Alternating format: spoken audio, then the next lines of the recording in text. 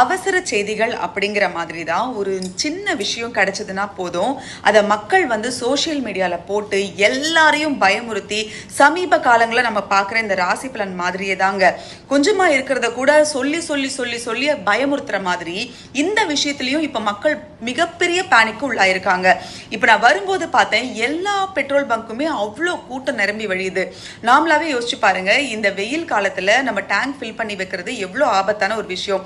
இந்த நேரத்துல இந்த மாதிரி போய் எல்லாரும் அவங்க வண்டிகள்ல பெட்ரோலை நிரப்பிக்கிறதோ டீசலை நிரப்பிக்கிறதோ அவ்வளவு நல்ல விஷயமா?